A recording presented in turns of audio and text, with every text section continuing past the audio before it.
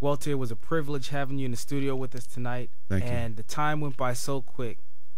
There's so much important information that I want others to know. Why did you get involved with this? That's a good question. My son, who is alive and well today, it wasn't so in 1984. He was born at 2 pounds 1 ounce, and then he went down to 1.9. And I was holding my son literally in the palm of my hand. And at that point, God revealed to me that what's on the inside of a woman is a live, living, breathing human being. It's a person that deserves the protection that we all enjoy today when it comes to life. And what did that spark you to do? Well, that sparked me to get more involved in the pro-life movement. So essentially, let me just bring us on up to date. In 2006, I was asked by some very dear Catholic brothers and sisters to help them at an abortion clinic. This particular abortion clinic is in the heart of Oakland, and there were predominantly a lot of black women going into the clinic, and they felt that just having a black face there might help them reach the women going into the clinic. So since 2006, I come down to the clinic, and while we're there are no escorts. There's really no police. We're having an opportunity to actually share our message with those going in and out of the clinic, and people are actually stopping and talking to us and learning more about the alternatives to the clinic. Essentially, the police start coming after a while, and they start coming pretty regularly. And initially, the police really were helping us. They were great to talk to. They really weren't a problem. But when the police didn't stop us, the clinic, that is, stepped up their efforts by employing volunteer escorts. Escorts are those that wear orange vests. You can see them on my videos on my website. And they are there to escort the women into the clinic. In other words, they want to keep them away from our viewpoint, from our message. And they block me with their signs. They block me with their bodies.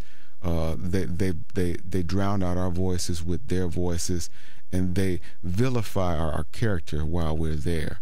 And so the whole purpose of the escorts were to escort them past you?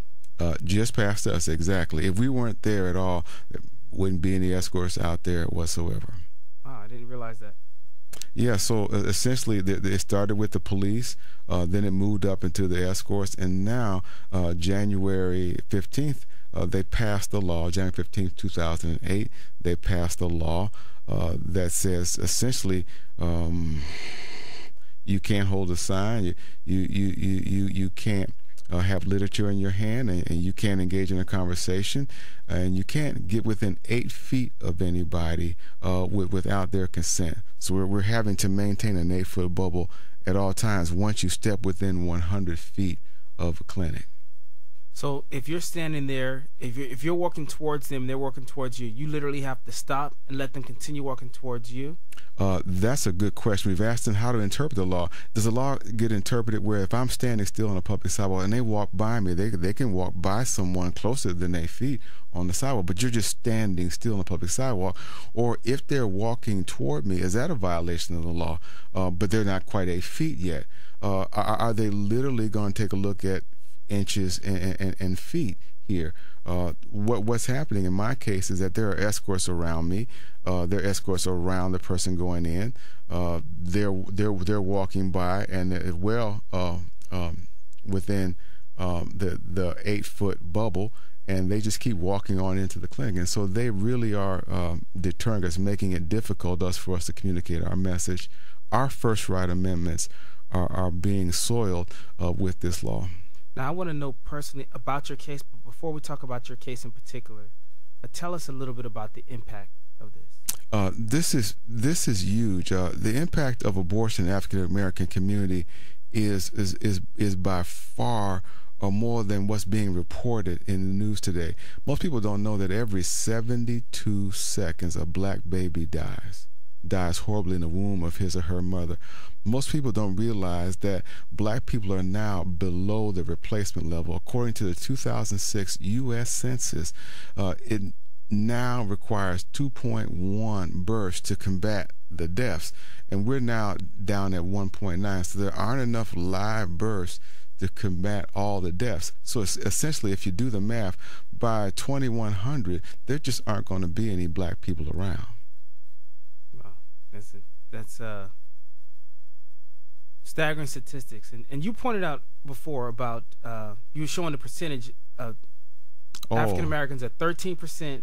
Oh, yes. If you talk about the Alan Guttmacher Institute and their statistics, according to AGI, Alan Guttmacher Institute, 37% of all abortions in the United States are from African American women. Yet, African Americans make up only 13% of the population. The women, however, make up about 6 or 7% of the population. So now we're talking about 6 or 7% of the population responsible for 37% of all abortions in the United States of America. But when you break that down even further and you just consider childbearing age, which goes from 15 to about 44, well, now we're taking a look at 3% of the population in the United States of America responsible for 37% of all abortions.